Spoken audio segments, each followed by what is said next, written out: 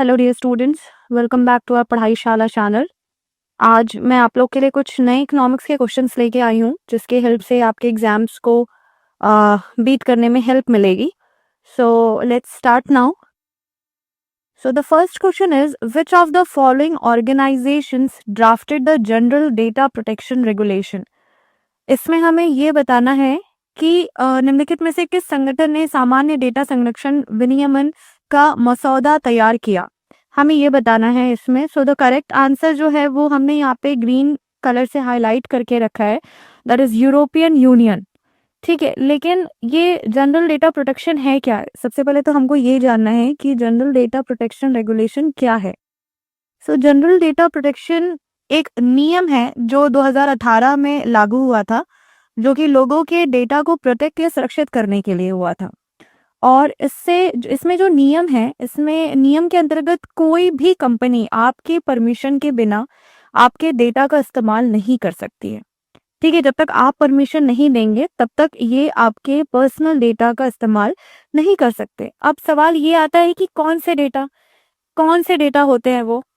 तो suppose example के लिए हम ये मान लेते, जैसे हम सभी फेसबुक या इंस्टाग्राम में अपना अकाउंट बनाते हैं। ठीक है, तो उसमें आपका name, address, phone, mobile number etcetera ये मांगा जाता है। तो ये सारी चीजें जो होती हैं ये आपके डेटा है, ये आपके पर्सनल डेटा है। सो विदाउट योर कंसर्न कोई भी ऑर्गेनाइजेशन आपके बिना परमिशन के डेटा का इस्तेमाल नहीं कर सकते। ठीक है, सो ये है जो, और इसको कौन डेटा प्रोटेक्शन रेगुलेशन कौन ड्राफ्ट किया था? यूरोपियन यूनियन ने किया था। ठीक है, और बाकी सारे ऑप्शंस के एक्सप्लेनेशन आपको यहाँ पे हमने दिया है। मेन एक्सप्लेनेशन मैंने आपको बता दिया है, और जो अदर जो ऑप्शंस हैं उनका भी एक्सप्लेनेशन आपको मैंने लास्ट वीडियो में भी दिया था। वर्ल्ड बैंक और WTO का आपको ऑलरेडी पता है। यूनाइटेड नेशन ऑर्गेनाइजेशन जो है वो इंटरनेशनल बॉडी है जो कि 1945 में फॉर्म हुआ था, और ये ग्लोबल पीस और सिक्योरिटी एंड डेवलपमेंट के लिए वर्क करता है। ठीक है, और वर्ल्ड बैंक क्या है? World bank provides financial and technical assistance to developing countries को डेवलप करने के लिए फाइनेंशियल और टेक्निकल असिस्टेंस प्रोवाइड करता है। ठीक है, पॉवर्टी को रिडक्शन करता है, मतलब जो गरीबी है उसको रिड्यूस करता है, इकोनॉमिक डेवलपमेंट पे फोकस करता है। ठीक है, और it is not responsible for drafting GDPR। ठीक है, वर्ल्ड ट्रेड ऑर्गेनाइजेशन क्या है? WTO regulates international trade between trade rules between Nations, मतलब जो नेशंस क्या है बीच में जो भी ट्रेडिंग होती है उसको वो रेगुलेट करता है। ठीक है, सो अब हम नेक्स्ट ऑप्शन पे आते हैं, नेक्स्ट क्वेश्चन पे। Identify the relationship between the following statements. इसमें हमें ये जो कुछ स्टेटमेंट्स हमें दे रखे हैं, 2 स्टेटमेंट्स दे रखे हैं, इसमें हमें आइडेंटिफाई करना है इनके रिलेशन। मतलब क्या A और B दोनों ही सही है, या A गलत है, या B A के उसमें गलत है। तो हमें इसमें रिलेशनशिप को बताना है। ठीक है, तो इसमें जो है the first option is land revenue is derived chiefly by imposition of tax on land. Second option, in essence, land revenue is a tax levied on the product obtained from the land. ठीक है, भूमि राजस्व मुख्य रूप से भूमि पर कर लगाने से प्राप्त होता है। संक्षेप में, भूमि राजस्व भूमि से प्राप्त उत्पाद पर लगाया गया कर है। ठीक है, सो ये जो है ये दोनों ही आपस में लिंक्ड है, दोनों का रिलेशनशिप है इसमें ये बता रहे हैं कि क्या मुख्य रूप से भूमि पर कर लगाने से प्राप्त होता है, या संक्षेप में ये बोल दिया गया कि भूमि राजस्व भूमि से प्राप्त उत्पाद पर लगाया गया कर है। So both are related. ठीक है, दोनों ही एक दूसरे से लिंक हो रहे हैं। तो हम ये बोलेंगे कि A एंड B, इसमें हमको स्टेटमेंट्स को क्या करना है, हमें इसके रिलेशनशिप को बताना है। तो यहाँ पे इस तरह के एक दो क्वेश्चंस आपसे क्वेश्चन पेपर में पूछ लिया जाता है, तो इसको बहुत ही दिमाग लगा के सॉल्व करेंगे। ठीक है, A and B are true, B is the correct explanation of A, जो B है वो करेक्ट एक्सप्लेनेशन है A का। फाइन, अब नेक्स्ट क्वेश्चन पे आते हैं। नेक्स्ट क्वेश्चन हमारा है question number 3। The organization of the petroleum exporting countries OPEC was created at the, कहाँ ये हुआ था OPEC, कहाँ क्रिएट हुआ था? That is Baghdad conference. अब ये है क्या? OPEC क्या है? OPEC is a organization of the petroleum exporting countries. ठीक है, पेट्रोलियम निर्यातक देशों का संगठन है। इसका गठन क्यों हुआ था भाई? इसका गठन 1960 से पहले वेस्टर्न कंपनीज जो है वो तेल की कीमत डिसाइड करती थी। ठीक है, 1960 से पहले जो वेस्टर्न कंपनीज थी तेल की, वो पहले इनके प्राइस को डिसाइड करती थी, कीमत को डिसाइड करती थी, जिसकी वजह से तेल का जो उत्पादक, जो ऑयल प्रोड्यूसिंग हम जिसको कंपनी बोलते हैं, ऑयल प्रोड्यूसिंग कंपनी को प्रॉफिट कम मिलता था। इस वजह से इसका फिर क्या हुआ? क्रिएशन हुआ, जिसमें कि ईरान, इराक, वेनेजुला, कुवैत और सऊदी अरेबिया ने मिलकर ये ओपेक का गठन किया बगदाद में। ठीक है, तो ये बगदाद कॉन्फ्रेंस में ही इसका क्या हुआ? क्रिएशन हुआ। क्यों हुआ? ये मैंने आपको एक्सप्लेन कर दिया है, क्योंकि जो वेस्टर्न कंपनीज थी 1960 के पहले, जो वेस्टर्न कंपनीज थी वो तेल की कीमत को डिसाइड करती थी, जिसकी वजह से जो तेल उत्पादक, जो ऑयल प्रोड्यूसिंग कंपनीज थी, उनको प्रॉफिट कम मिलता था। सो इस वजह से इसका क्रिएशन हुआ। ठीक है, ऑयल प्राइसेस पर कंट्रोल रखने के लिए, ठीक है, अपना जो ऑयल प्रोड्यूसिंग कंट्रीज है अपना इनकम स्टेबल रखना चाहती थी, इस वजह से इसका हुआ। ठीक है, तो this is the main reason. Now come to the next question. Next question है हमारा, which of the following is an example of primary sector? Primary sector मैंने आपको बताया था, that is agriculture sector. Last video में हमने इसका discussion किया था टाइप्स ऑफ सेक्टर्स में, तो उसमें आपको मैंने बहुत ही प्रॉपर वे में प्राइमरी सेक्टर के लिए बताया है। तो primary sector is related to the natural sector, but that is agriculture sector हम भी जिसको बोल सकते हैं। सो इसमें transport, dairy, shoe factory, bank, तो इसमें जो करेक्ट आंसर है वो आपका डेयरी है। ठीक है, now come to the next question.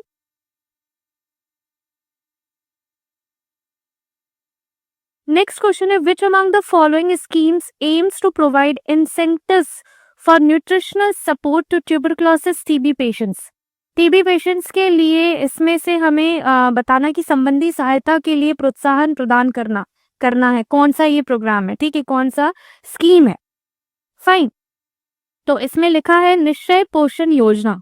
ये जो निश्चय पोषण योजना है, ये आपका जो टीबी के पेशेंट हैं उनको असिस्ट करता है। ठीक है, पहले सबसे पहले यहाँ पे और भी कुछ प्रोग्राम्स के हमें नाम दिए गए, दैट इज दक्षता प्रोग्राम, प्रोजेक्ट सनराइज, प्रधानमंत्री जनधन योजना। ठीक है, तो दक्षता प्रोग्राम क्या है? जिसको हम दक्षता कार्यक्रम भी बोल रहे हैं। ठीक है, दक्षता कार्यक्रम क्या है? That is nurses training, that is related to the medical training. ठीक है, वो मेडिकल ट्रेनिंग है।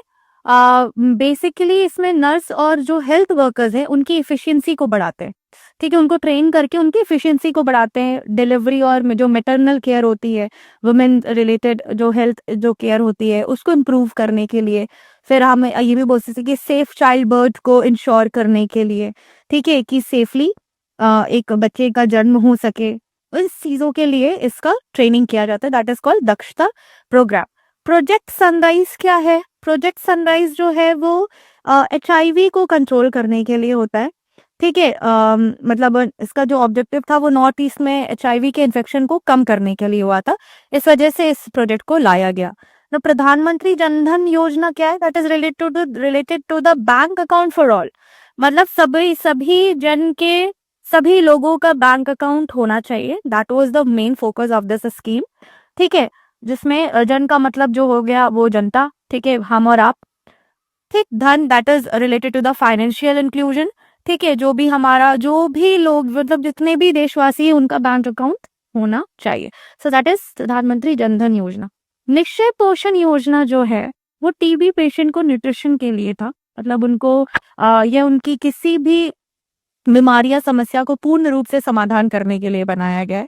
ठीक है, और टीबी के रोग में जो भी रोगी को जो भी कमजोरी या जो कुपोषण के शिकार हो जाते हैं, उनको जो ग्रसित हो जाते हैं, उनको इंसेंटिव्स देने के लिए ये इस योजना को लाया गया। ठीक है, now come to the next question. यहाँ पे मैंने और भी एक्सप्लेनेशन आपको प्रॉपर वे में दिया है कि किस साल में ये लॉन्च हुआ था, कब हुआ था। ठीक है, चारों ऑप्शंस के। हम अब नेक्स्ट क्वेश्चन पे आते हैं, that is what does the abbreviation SEBI stand for? ठीक है, सेबी, जो सेबी है वो किस चीज में, मतलब इसमें से हमें फाइंड आउट करना है कि कौन सा करेक्ट ऑप्शन है। तो जो सेबी है वो securities and exchange board of India है। ठीक है, यहाँ पे दिया है securities and exchange board of India, जो कि ओरिजिनली फॉर्म हुआ था as a non statutory body. ठीक है, अप्रैल 12 1988 में इसको एक ऐसे ही नॉन स्टैट्यूटरी बॉडी, मतलब जिसको बोल सकते हैं इनफॉर्मल वे में इसको हमने फॉर्म किया था, जो कि पावर में आया, जिसको हम बाद में स्टैट्यूटरी पावर्स में लेके आए, उसको पावर दिया गया जनवरी 30 1992 में। ठीक है, 1992 में थ्रू द सेबी एक्ट, मतलब सेबी एक्ट के थ्रू 1992 में ही सेबी एक्ट को लाया गया, और according to that act only इसको हमने क्या दी, पावर्स दी। पहले ये पावरलेस था। जब 12 ऑफ अप्रैल 1988 में जब इसको लाया गया था, तो दैट टाइम वो बिल्कुल पावरलेस था, इसके पास कोई पावर नहीं था, ये कोई डिसीजन नहीं ले सकता था, ये कोई कंट्रोलिंग नहीं कर सकता था।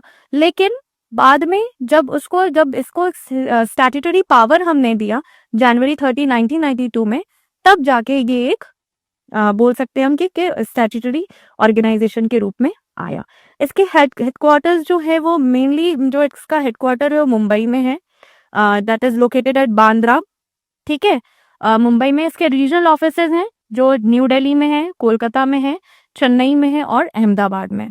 ठीक है, so this is the main abbreviation of SEBI, that is securities and exchange board of India. ठीक है, बेसिकली इसका जो काम था वो इंडियन सिक्योरिटीज मार्केट को रेगुलेट करने का था।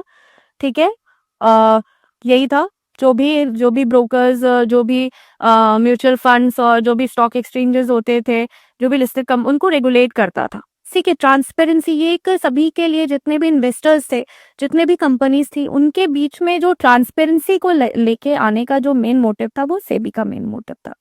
Fine, now come to the next question. दूसरे क्वेश्चन यहाँ पे देखिए, मैंने आपको दे दिया कि एस्टैब्लिशमेंट सबसे जब कब आया था, जब नॉन स्टैट्यूटरी बॉडी थी सेबी की, वो 1988 में आया। देन स्टैट्यूटरी स्टेटस, मतलब जब उसको पावर मिला, कब मिला, 1992 30 जनवरी 1992 में मिला, with the help of SEBI act 1992, and the headquarter is situated in Mumbai. ठीक है, मुंबई में है। अब नेक्स्ट क्वेश्चन पे आते हैं, विच of the following is not the subject matter of the real estate regulation and development act. इसमें हमको ये पूछा जा रहा है कि निम्नलिखित में से कौन सा रियल एस्टेट विनियमन और विकास अधिनियम का विषय नहीं है। प्लॉट्स, अपार्टमेंट्स, बिल्डिंग्स, ये तीनों जो ऑप्शंस हैं वो तीनों से इंटर रिलेटेड हैं, but the agriculture land is different. Agricultural land को हमेशा से हमने अलग वे में रखा है, उसके ऊपर टैक्स भी हम नहीं लगाते, बट इन सम कंसर्न हम लगाते, लेकिन एग्रीकल्चरल लैंड्स को हम बोल सकते हैं कि दैट इज टैक्स फ्री। लेकिन प्लॉट्स, अपार्टमेंट्स और बिल्डिंग्स को हम हमेशा क्या करते हैं, एज अ टैक्स के थ्रू उसको लेते हैं। ठीक है, सो इसको रियल स्टेट, एग्रीकल्चरल जो लैंड होते हैं उनको हम कभी real estate regulation and development act में नहीं लेते हैं। ठीक है, ये it came into the full force on 1 May 2017। Act pass हुआ था कब, 2016 में हुआ था, बट इस ये फोर्स कब हुआ, इसका कब ये फॉर्म में आया, मई 2017 में आया। ठीक है, चलिए अब नेक्स्ट क्वेश्चन पे आते हैं।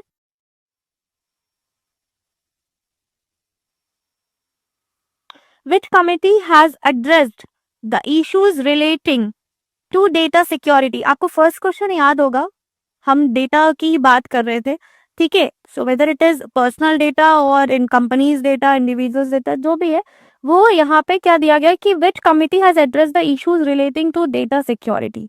निम्नलिखित किस समिति ने डेटा सुरक्षा से संबंधित मुद्दों पर ध्यान दिया है।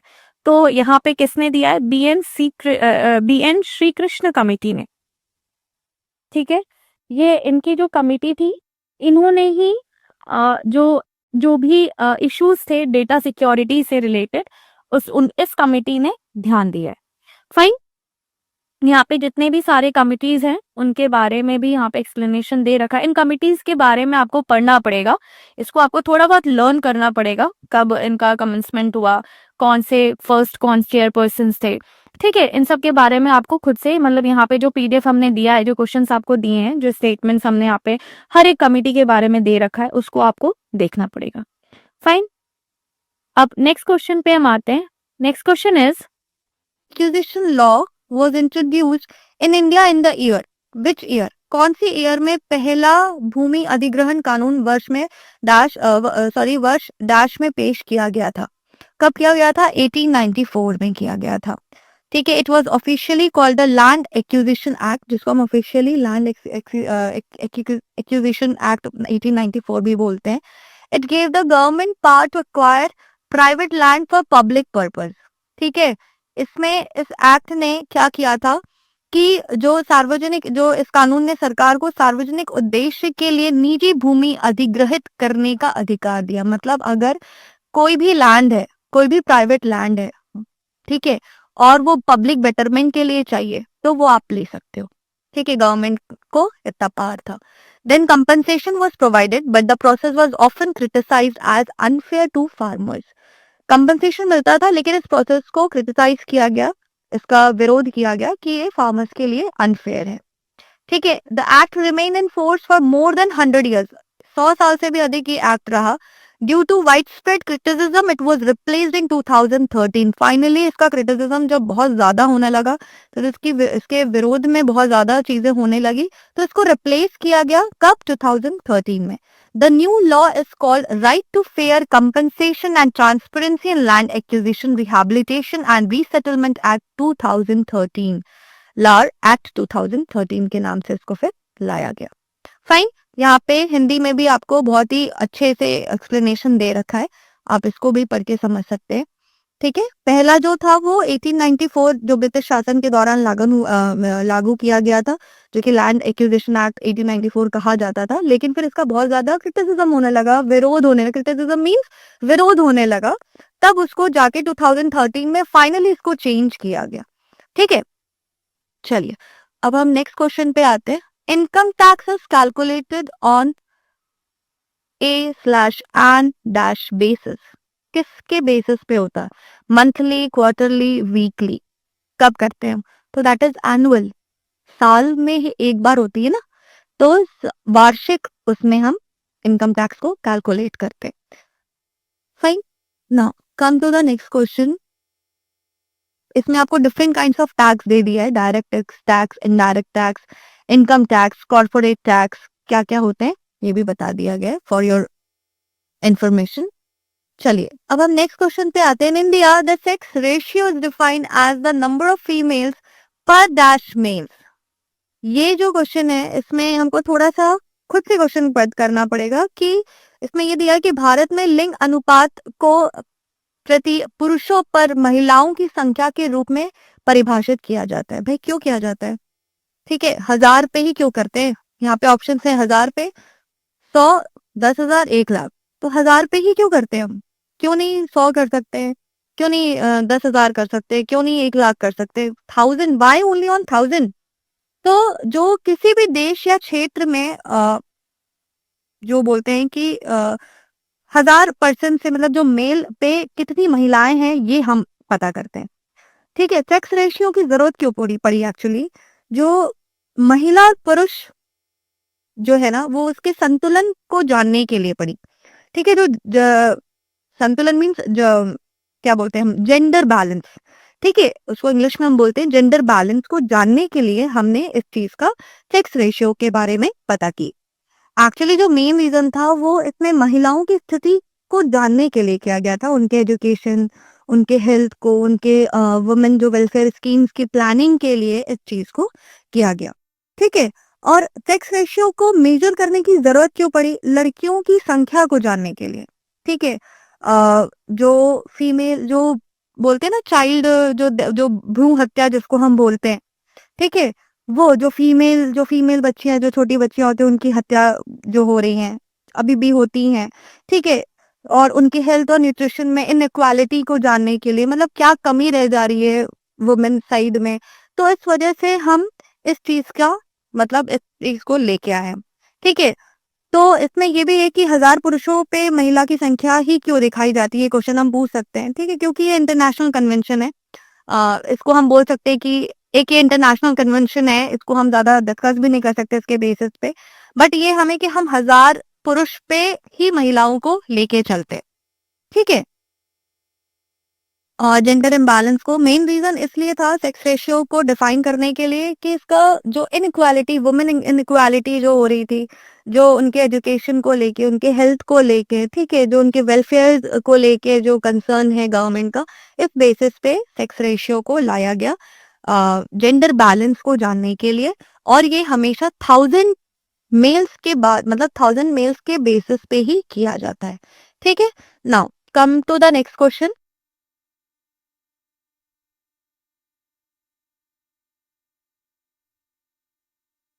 Sexual Harassment at Workplace Prevention, Prohibition and Reversal Act 2013 applies to unorganized sector only, organized sector only, both organized and unorganized sectors, neither organized sectors, non unorganized sectors। क्या है ये सेक्सुअल हैरेसमेंट? ठीक है, ये क्यों जरूरत है इसकी? आप अब ये this is a new thing. ये जो है ना, international complain sorry internal complain committee जिसको हम बोलते हैं, आईसीसी, ये हर छोटे बड़े ऑर्गेनाइजेशन में होता है। जहां पे भी वुमेन की जो रेशियो है ना, वो अगर ऑर्गेनाइजेशन में ज्यादा है, ठीक है, ज्यादा हो या कम हो, बट हर एक कंपनी में, not only for women, main के लिए भी एक कमिटी होती है जिसको हम हिडन कमिटी बोलते हैं। वो कमिटी जो है वो हमें, मतलब आपको बताई नहीं जाती कि दिस कमिटी एग्जिस्टेड, ठीक है, ये कमिटी एग्जिस्ट कर रही है आपकी कंपनी में, ये नहीं बताया जाता है। चाहे वो ऑर्गेनाइज्ड सेक्टर हो, चाहे वो अनऑर्गेनाइज सेक्टर हो, हर हर सेक्टर में आपको आईसीसी मिलेगा ही मिलेगा, that is internal complaint committee. ये जो है बेसिकली वुमेन के सिक्योरिटी, उनके वेलफेयर को ध्यान रखते हुए बनाया जाता है। और इसमें जो है, इसमें जो चेयरपर्सन होते हैं, मेनली वो वुमेन होती हैं। ठीक है, 4 से 5 मेंबर्स होते हैं इस कमेटी के। और इसका क्यों लाया गया, इसकी जरूरत क्या पड़ी? 2013 से पहले कोई स्पेसिफिक लॉ नहीं था इसके लिए। ठीक है, जैसे वुमेन प्रोटेक्शन जो बढ़ रही है, ठीक है, जो सेफ्टी लॉ की जो जरूरत पड़ी वो इसके बेसिस पे पड़ी। क्यों जरूरत पड़ी? ऑर्गेनाइज सेक्टर क्या होता है?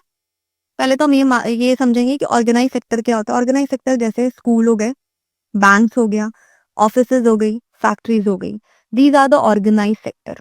ठीक है, अनऑर्गेनाइज्ड क्या हो गए? हाउसमेड, जो हमारे घर में जो मेड्स आती हैं, ठीक है, जो लेबर वर्क, जो खेती करती हैं, ठीक है, जो सब्जी बेचने वाली होती हैं, ठीक है, ये हो गए हमारे अनऑर्गेनाइज सेक्टर। ठीक है, तो इन दोनों सेक्टर में मतलब होना बहुत जरूरी है। ये सेक्सुअल हैरेसमेंट जो है, इसका जो रिड्रेसल एक्ट, ये होना बहुत जरूरी है।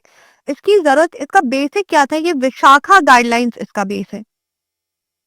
ठीक है, ये जो है, ये आपका विशाखा गाइडलाइंस इसका बेस मेन माना गया।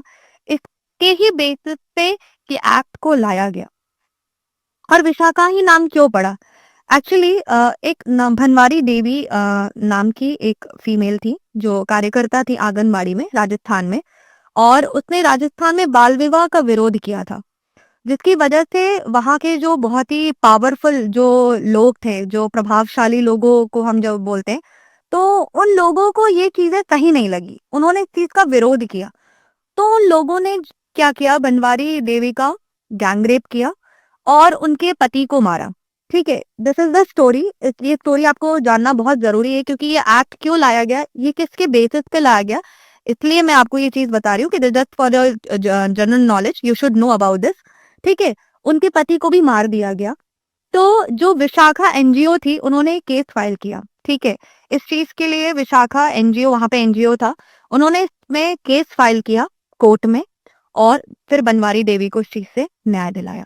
उसके बाद से उसके बाद से ये चीज बहुत जरूरी हो गई कि हर किसी वर्क प्लेस में सेक्सुअल हैरेसमेंट का एक एक्ट, मतलब वो होना चाहिए, जिसके थ्रू किसी भी वुमेन को हम सपोर्ट कर पाए, उसकी सेफ्टी मेजर्स को देख पाए, उसको हेल्प कर सके, अगर उसके साथ कुछ अगर अनुचित कार्य होता है तो हम उसकी हेल्प कर सके, उसके लिए स्टैंड ले सके। इसलिए हर सेक्टर में ये चीज होती है, whether it is related to organized और unorganized। ठीक है, so in both the sectors यहाँ पे दे दिया गया है कि both organized and unorganized sectors, ठीक है, लागू होता है।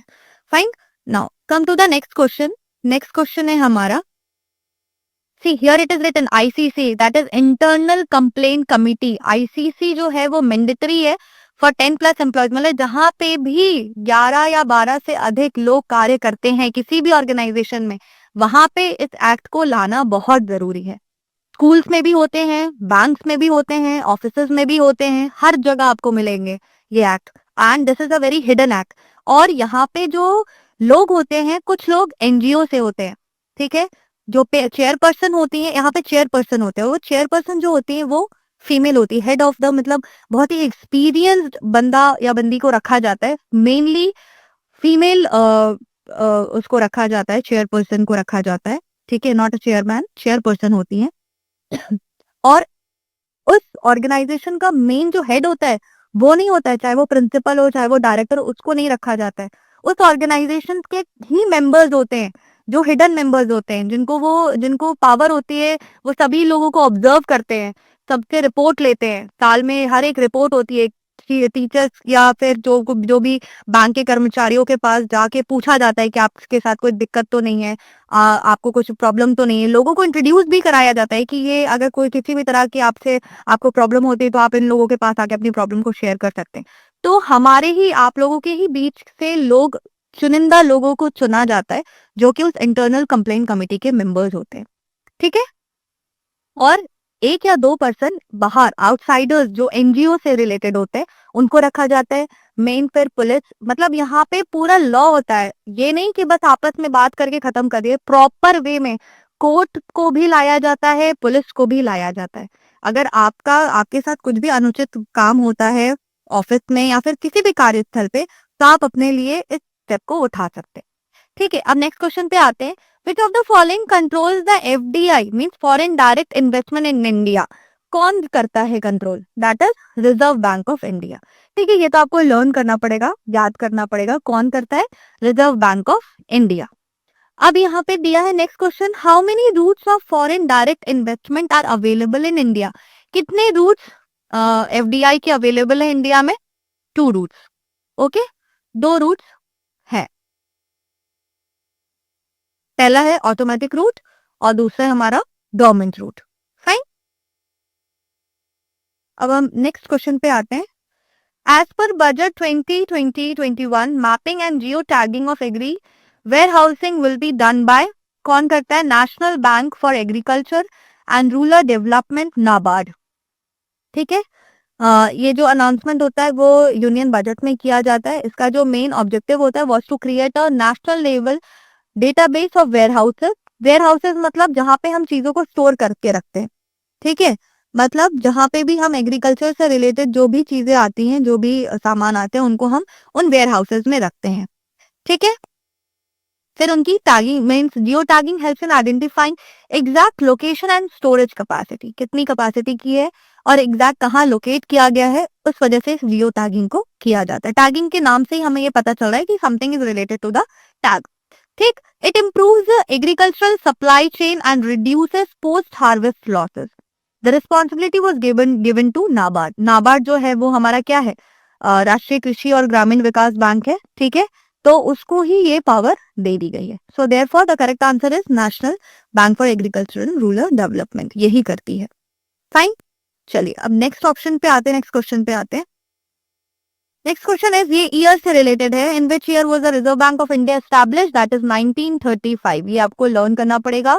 1 अप्रैल 1935 को आरबीआई को एस्टैब्लिश किया गया था under the means reserve bank of India act 1934 में। It was set up under the Reserve bank of India act 1934 में ये एक्ट आया और 1935 में आरबीआई को एस्टैब्लिश कर दिया गया, ठीक है। इसका जो हेडक्वार्टर है वो मुंबई में है, फाइन।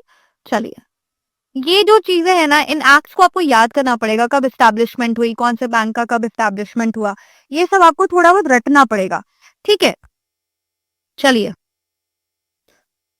जो मेन फंक्शन है आरबीआई का, वो सेंट्रल बैंक ऑफ इंडिया हम जिसको बोलते हैं, आरबीआई को सेंट्रल बैंक ऑफ इंडिया भी बोलते हैं, कंट्रोल्स मॉनेटरी पॉलिसी, ठीक है। मॉनेटरी पॉलिसी को कंट्रोल करता है, करेंसी इश्यूज जो होते हैं, नोट के जो इश्यूज होते हैं, except 1 rupee note is also called an emergency note, ठीक है। 1 रुपी को हम इमरजेंसी नोट भी बोलते हैं, ठीक है। 1 रुपी नोट पे कोई भी वो नहीं होती है। 1 रुपए जो होता है ना, वो हमेशा इमरजेंसी नोट पे आपको मिल जाएगा। आप ढूंढोगे कि why we call 1 rupee note as a emergency note. ये माना गया है कि 1 रुपए का जो नोट है ना, वो इमरजेंसी नोट माना जाता है, ठीक है। तो यहाँ पे दिया गया है कि issues currency notes except ₹1 note. Why? Because it is a emergency note. ठीक है, बैंकर्स टू गवर्नमेंट, बैंकर होता है गवर्नमेंट का, बैंकर्स बैंक, बैंक का भी बैंकर्स होता है। कंट्रोल्स इन्फ्लेशन, इन्फ्लेशन को बचाता है। ठीक है, regulates banking system, banking system को भी रेगुलेट करता है। ठीक है, ये कुछ क्वेश्चन है। Here it is also, next question is also related to the history. Means in the population history of India which period is referred to as the stagnant phase. स्थिर अवस्था, स्टैग्नेंट मतलब स्थिर हो जाना, constant. So that is 1901 to 1921। ठीक है, correct answer हमारा जो है वो है 1901 to 1921। During this time population growth was almost negligible, high birth rate and high death rate existed, frequent famines, epidemics like plague, influenza और पुअर मेडिकल फैसिलिटीज होती थी। ठीक है, इस वजह से इसको क्या बोला गया, स्टैग्नेंट फेज बोला गया। ठीक है, इस 1921 को is called the year of great divide in Indian demographic history, इसको ये भी बोला गया। ठीक है, बहुत ज्यादा जन्म दर और मृत्यु दर दोनों बहुत अधिक होती थी। ठीक है, अकाल मृत्यु या महामारी ने बहुत ज्यादा घेर रखा था उस समय, तो इस वजह से स्टैग्नेंट फेज का नाम दे दिया गया हमारे हिस्ट्री में उस टाइम को, दैट इज 1901 टू 1921। चलिए, सो ऑलमोस्ट हमने सारे क्वेश्चंस को कवर कर लिया है। आई होप कि आपको हेल्प हुई होगी इससे, काफी काफी क्वेश्चंस को हमने इस वीडियो में कवर किया है। और जो एक्ट्स वगैरह दिए गए हैं इन सबको, जैसे ये रिजर्व बैंक ऑफ इंडिया कब स्टैब्लिश हुआ था। ठीक है, फिर ये जो लास्ट क्वेश्चन अभी हमने पढ़ा कि पॉपुलेशन हिस्ट्री ऑफ इंडिया में इस टाइम को, इस पीरियड को क्यों स्टैग्नेंट फेज बोला गया, कौन से टाइम को बोला गया, तो ये सबको आपको लर्न करना पड़ेगा। ठीक है, और फिर ये यहाँ पे एक और दे दिया गया था एक्ट से रिलेटेड, जो भी जो लर्न करने वाली चीजें वो आपको लर्न करनी पड़ेंगी। ठीक है, तो चलिए, अब मैं नेक्स्ट वीडियो फिर लेके आऊंगी आपके लिए, होपफुली कि ये वीडियो से आपको काफी मदद मिले। तो stay tuned with us, bye bye, take care and all the best for your exam.